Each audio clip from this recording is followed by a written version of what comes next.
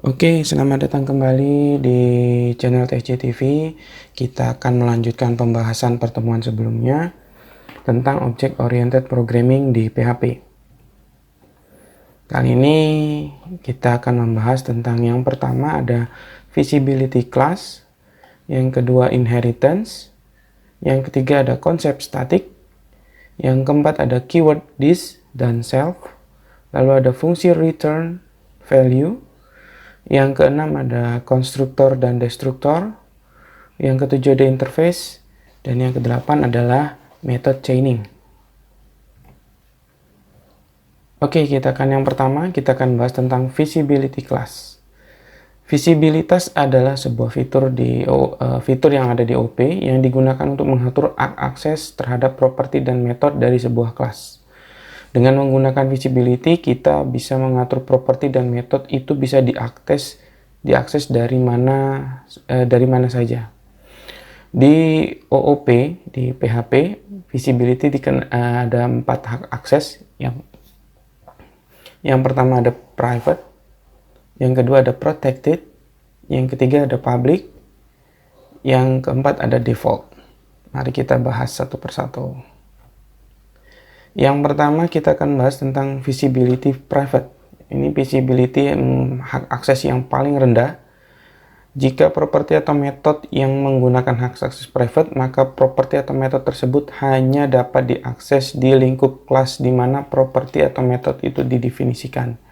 Jadi bahasa gampangnya, properti dan metode itu hanya digunakan untuk kelas itu saja gitu. Yang maksudnya kelas itu kelas yang mendeklarasikan properti dan metode tersebut. Nah, untuk memberikan hak akses private pada properti atau metode, tinggal kita tambahkan keyword private di depan properti atau metodenya. Ini mari kita lihat contohnya. Di sini kita lihat di situ ada kelas komputer, ada var processor. Var processor itu adalah property. Lalu ada property juga memori. Lalu ada method memutar video, function memutar video, sifatnya private juga. Lalu kita jalankan di bawah. Ini saya buatkan, kita masukkan ke buat variabel komputer body, kita instansiasi new komputer, berarti si komputer body kita buat dari kelas komputer. Lalu kita mau tampilkan komputer body prosesor. Lalu kita mau tampilkan juga komputer body memorinya tadi. Lalu komputer body memutar video. Kalau kita lihat hasilnya di atas, hanya yang muncul hanya komputer prosesor. Untuk komputer yang memori dan komputer memutar video itu fatal error. Nah, di sini muncul. Nah, kita lihat penjelasannya. Pada line 4 dan 5, kita membuat kelas dengan nama komputer. Dalam kelas komputer memiliki dua properti. Properti prosesor bersifat public dan properti memori bersifat private. Lalu pada line 6, kita membuat satu metode dengan nama memutar video yang bersifat private juga. Lalu pada line 12, kita membuat objek dengan nama komputer body dengan kelas komputer. Pada line 13, kita memanggil properti prosesor dengan menggunakan objek komputer body, maka di browser akan tampilkan tulisan Core i7. Lalu value properti prosesor dapat dipanggil melalui objek komputer body karena properti prosesor memiliki hak akses public. Lalu pada line 15 kita memanggil properti memori dengan menggunakan objek komputer body, maka di browser akan menampilkan pesan error. Begitu juga saat akan menampilkan metode memutar video pada line 17. Juga menampilkan error. Hal ini dikarenakan kita menggunakan hak akses private untuk properti dan metode, untuk properti memori dan metode memutar video.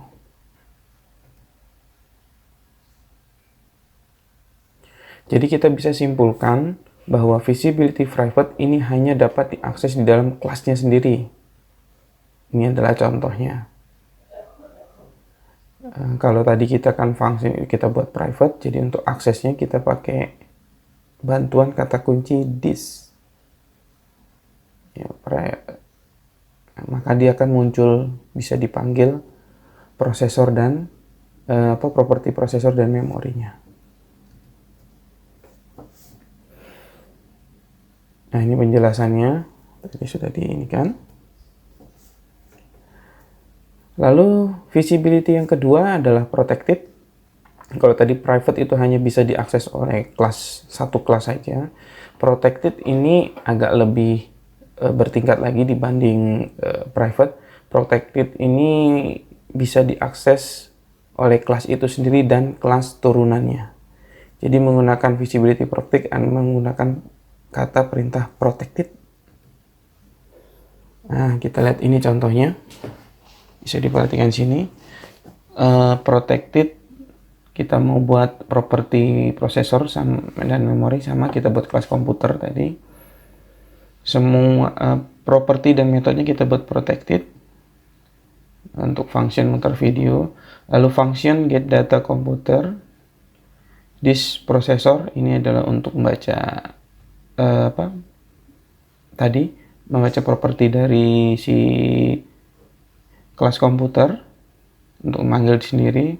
Lalu kita mau buat kelas laptop. Kita buat laptop turunan dari kelas komputer. Lalu kita panggil this processor. Lalu di sini, nah, muncul tampilnya sini Core i7 4GB, Core i7 43. Lalu tetap muncul fatal error. Nah, ini penjelasannya. Yang pertama, perhatikan pada line 4 dan 5, kelas komputer, kita memiliki dua properti, prosesor dan memori, itu visibility-nya protected.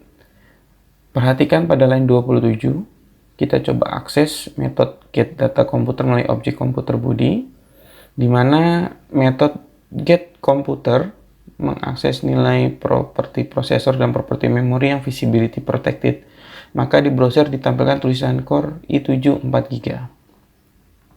Jadi nilai properti yang visibility protected tadi dapat diakses melalui metode yang berada di dalam kelas itu sendiri.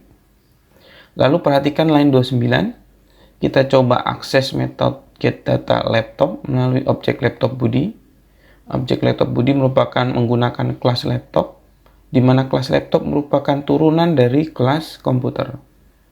Nah, di dalam metode get data laptop, kita mengakses nilai properti prosesor dan properti memori yang visibility-nya protected. Maka akan tetap tampilannya i7 4GB.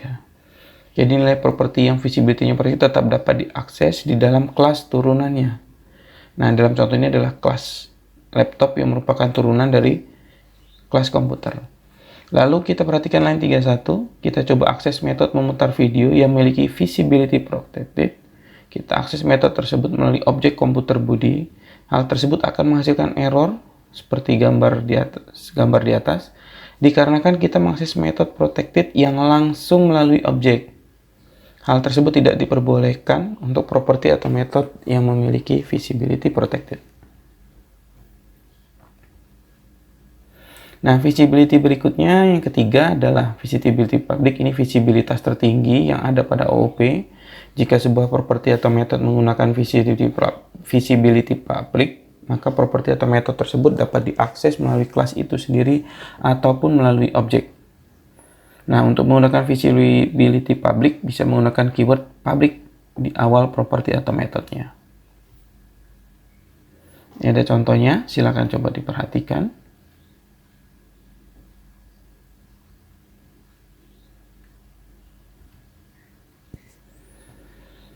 Nah, ini penjelasannya. Pada line 4, kita membuat properti prosesor dengan visibility public.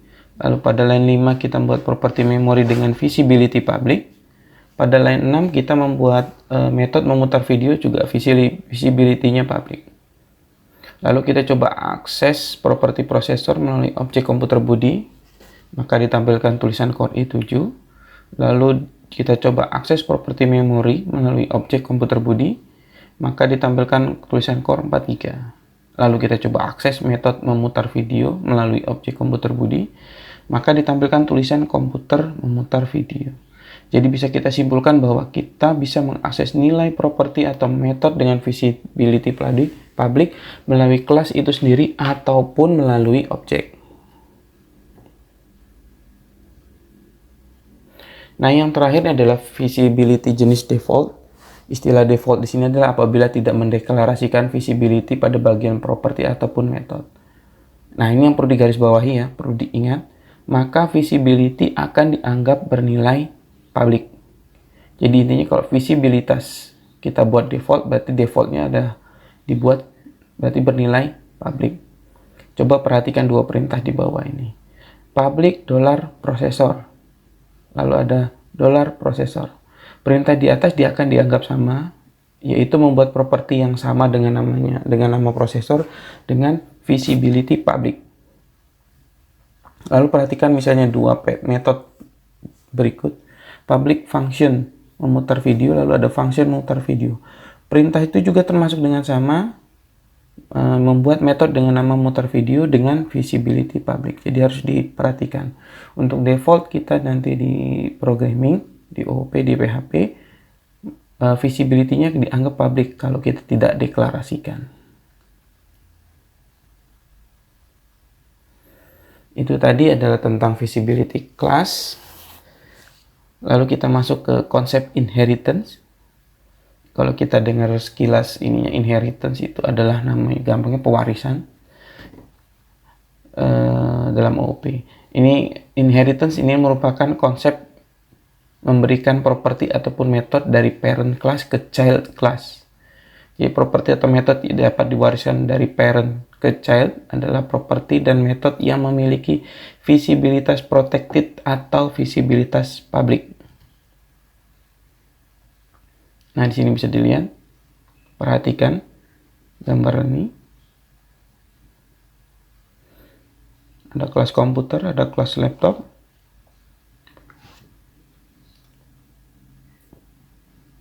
Lalu diperhatikan di situ ada metodenya.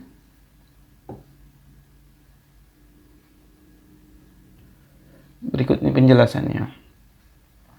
Nah, contoh di atas kita buat kelas komputer sama tadi. Kita juga buat kelas laptop.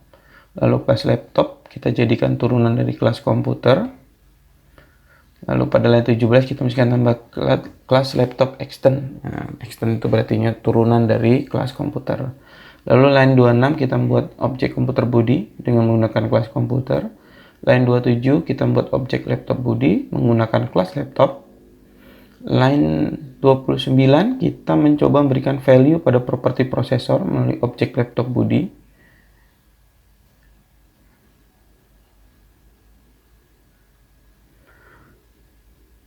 Kalau kita melihat objek laptop body menggunakan kelas laptop, sedangkan properti dan properti prosesor berada di kelas komputer.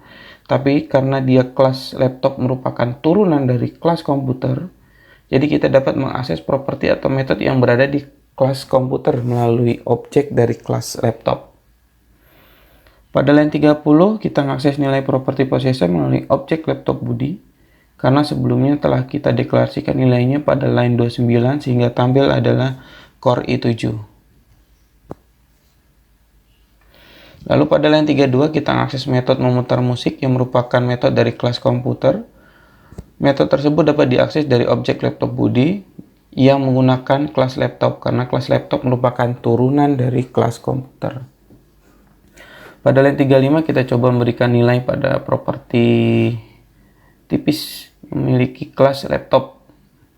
Nah, kita memberikan nilai properti tipis melalui objek komputer body. Pada line 36 kita mengakses nilai pada data properti tipis dengan menggunakan objek komputer body. Hasilnya akan menampilkan tulisan 2 cm sesuai dengan nilai yang kita berikan pada line 35. Berarti dalam hal ini dapat kita simpulkan bahwa objek dengan kelas komputer parent class dapat mengakses properti pada kelas laptop yang dalam hal ini merupakan turunan dari kelas komputer. Lalu pada line 38 kita coba akses metode cas baterai menggunakan objek komputer body. Lalu metode cas baterai merupakan metode dari kelas laptop. Saat kita coba akses, ternyata menampilkan pesan error yang menyatakan bahwa metode cas baterai tidak dikenali pada kelas komputer. Itu berarti dapat kita simpulkan bahwa objek dari kelas komputer yang berlaku sebagai parent tidak dapat mengakses metode yang berada di kelas turunannya. Jadi bahasa singkatnya, properti dan metode parent bisa diakses di semua child, Tapi properti dan metode yang ada di child tidak bisa diakses oleh si parent.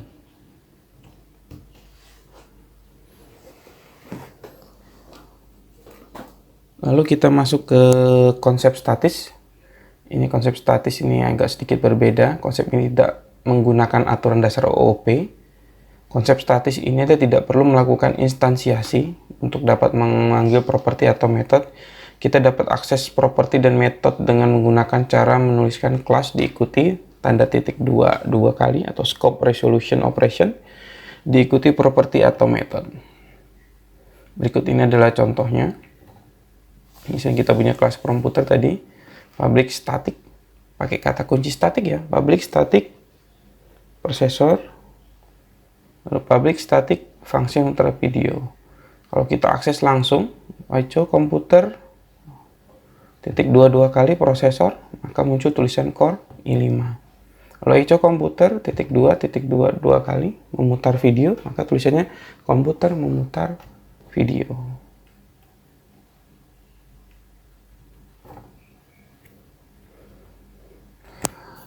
Di konsep statik, untuk mendapat akses properti atau metode statik pada kelas, kita dapat menggunakan 3 cara. Yang pertama menggunakan nama kelas itu sendiri.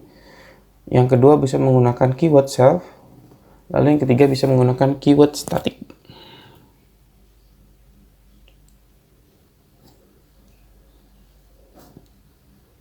Bisa dilihat contohnya. Tadi bisa langsung pakai namanya. Bisa pakai kata kunci self, bisa pakai keyword static.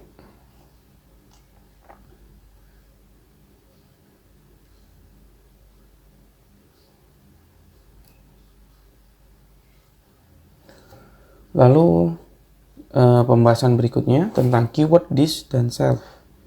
Keyword this adalah sebuah variabel yang digunakan untuk mengakses objek yang diinstansiasi secara sederhana.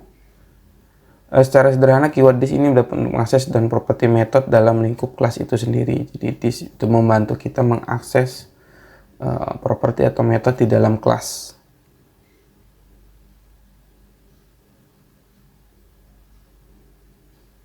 Ini penjelasan kode dari yang tadi. Silahkan bisa dilihat.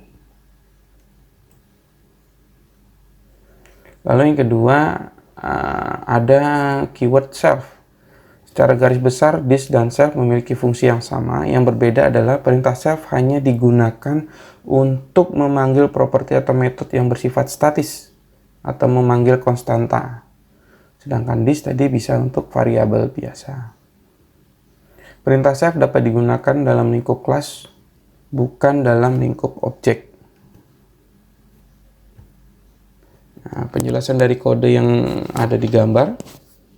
Kita membuat kelas dengan nama laptop di line 2. Di dalam kita membuat konstanta dengan nama OS, kita isikan Windows. Lalu pada line 11 kita akses konstanta OS dalam kelas laptop. Sehingga kita menggunakan tulisan laptop.2.2 OS, maka tuliskan nampilkan Microsoft Windows. Lalu function line 14 kita menggunakan function getOS dengan menggunakan objek laptop body. Perhatikan pada function getOS line 8 kita mengakses nilai dari konstanta OS dengan menggunakan perintah self OS sehingga mengembalikan return nilai Microsoft Windows.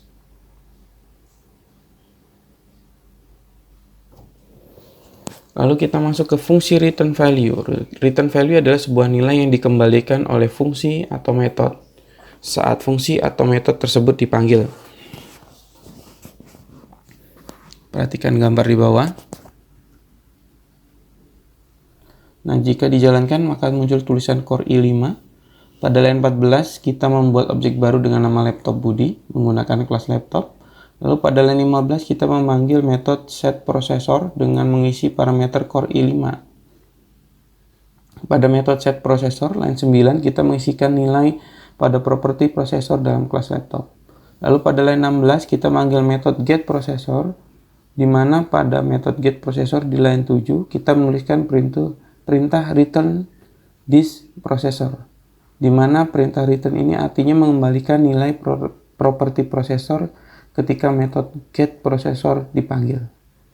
Karena pada line 16 menuliskan perintah echo, maka kita akan menampilkan tulisan yang dari hasil return method get processor, yaitu Core i5 sesuai dengan yang kita set pada line 15. Selain itu juga fungsi return value digunakan untuk membalikan nilai dengan tipe data string atau numerik.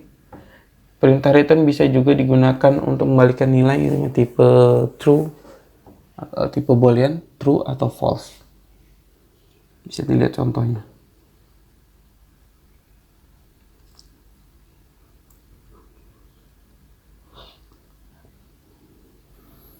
Kode tadi kalau kita jabarkan, jika dijalankan maka akan menampilkan tulisan angka kurang dari 10. Perhatikan pada line 17, kita membuat objek dengan nama $A dengan menggunakan kelas angka. Berikutnya kita manggil metode cek angka di dalam perintah if line 18, sehingga kita manggil metode cek angka untuk memberikan parameter 11. Nah, perhatikan metode cek angka line 4, kita melakukan cek nilai dari parameter. Jika nilainya lebih dari 10, maka akan membalikan nilai true line 8, dan jika nilainya kurang dari 10 akan memberikan nilai false atau line 12. Pada contoh di atas, karena angka yang dijadikan parameter adalah 11, maka saat memanggil metode cek angka, nilai yang ditampilkan adalah true, sehingga kode yang dijalankan adalah yang di line 20. Selain itu juga fungsi return value adalah pengembalian nilai return, digunakan untuk mengisi nilai pada variabel. Nah, kalau perintah tadi kita perhatikan, ketika jalankan tulisan i5, kode dari script di atas sama seperti kode script contoh pertama tadi, hanya saja di sini nilai return value dari method get processor disimpan pada variabel $processor laptop Budi line 16. Lalu berikutnya pada line 17 kita akan menampilkan dengan perintah echo, sehingga ditampilkan tulisan Core i5.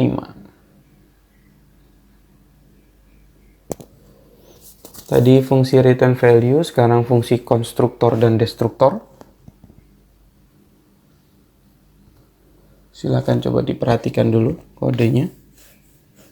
Konstruktor, nah kita jelaskan konstruktor. Konstruktor adalah metode atau function yang otomatis akan dijalankan saat kelas diinstansiasi atau dibuat.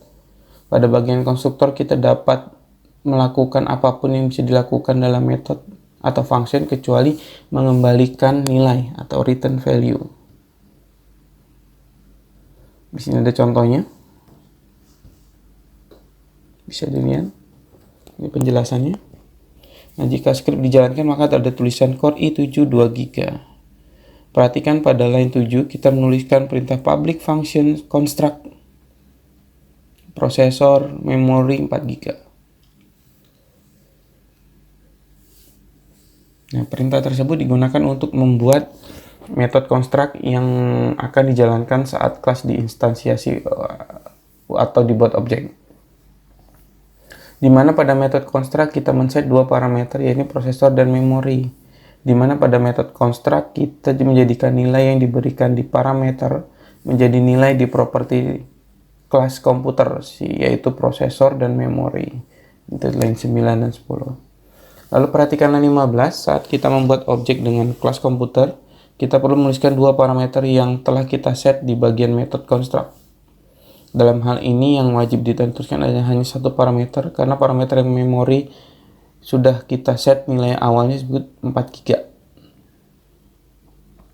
Lalu pada line 15 kita menuliskan komputer Budi new komputer Core i7 2GB, yang artinya kita memberikan nilai Core i7 pada parameter prosesor dan 2GB pada parameter memori, yang otomatis akan dijadikan nilai dari properti prosesor dan properti memori.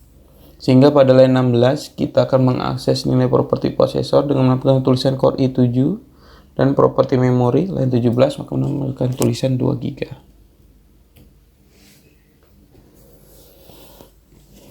Kalau tadi kita bahas konstruktor, sekarang kita bahas destruktor. Destruktor ini adalah sebuah metode khusus di PHP, sama seperti metode constructor, tapi metode destruktor ini adalah kebalikan dari metode konstruktor. Jika metode konstruktor akan dijalankan saat kelas diinstansiasi, maka metode destruktor akan dijalankan saat objek dihancurkan atau dihapus dari memori. Destruktor ini berbeda dengan konstruktor yang dapat memiliki parameter. Destruktor tidak dapat memiliki parameter. Anda hanya dapat menuliskan logik saja di bagian destruktor. Perhatikan kode berikut contohnya.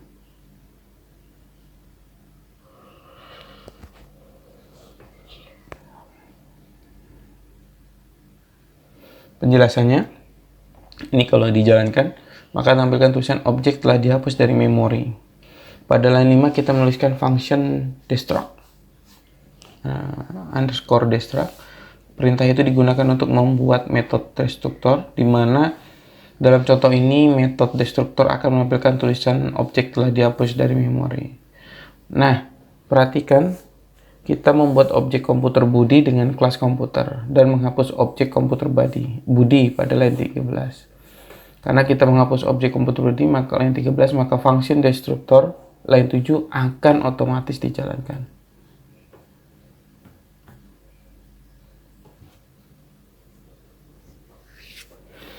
Lalu yang selanjutnya ada konsep interface.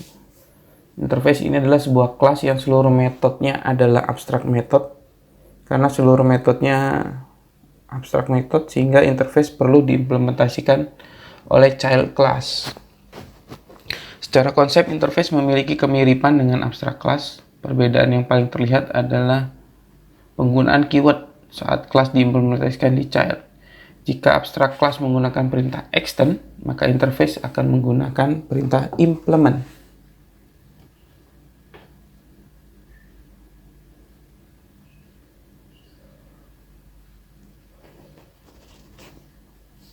Ini perhatikan contoh penggunaan interface.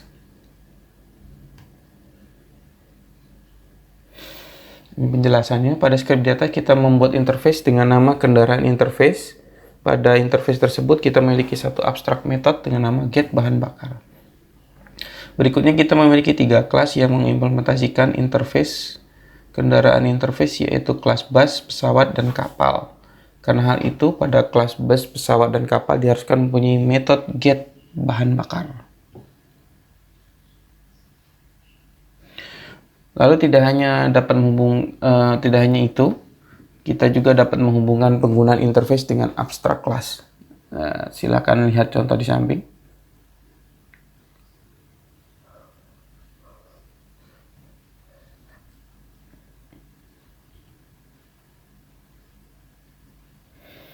Ini penjelasannya. Jika dijalankan maka tulisannya solar after solar.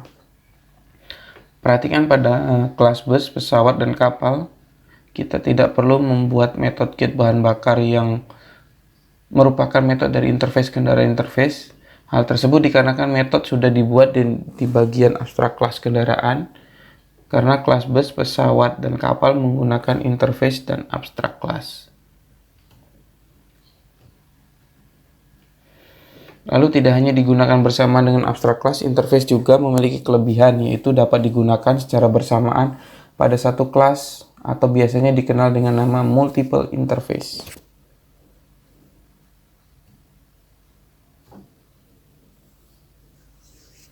Nah, ini perhatikan pada line 26, 33, 40 kita mengimplement 2 interface, yaitu kendaraan interface dan jalur interface. Sehingga pada kelas bus, pesawat, dan kapal kita perlu membuat metode get jalur. Dan yang terakhir adalah metode chaining. Metode chaining adalah salah satu fitur di OOP yang memungkinkan kita memanggil metode secara berantai dalam satu baris pemanggilan.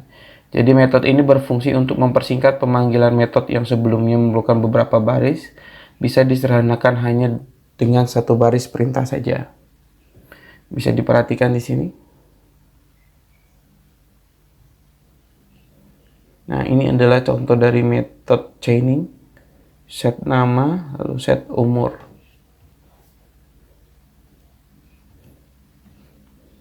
Nah, ini penjelasannya. Jika dijalankan, maka nama saya adalah Budi Santoso, umur 17. Perhatikan pada baris 24, kita memanggil metode set nama, set umur, get bio dalam satu baris perintah. Berbeda dengan contoh sebelumnya yang mengharuskan Anda menuliskannya per baris di setiap pemanggilan method. Untuk membuat metode chaining, hal yang perlu Anda perhatikan adalah return value di setiap method. Pada bagian return digunakan perintah return this. Perhatikan pada line 10 dan 15. Nah, hal tersebut diperlukan karena setiap pembuatan metode chaining kita hanya mengembalikannya ke objek yang memanggil. Oke, sampai di sini saya ucapkan terima kasih. Jika ada pertanyaan, silahkan tinggalkan di kolom komentar. Sekian dan terima kasih.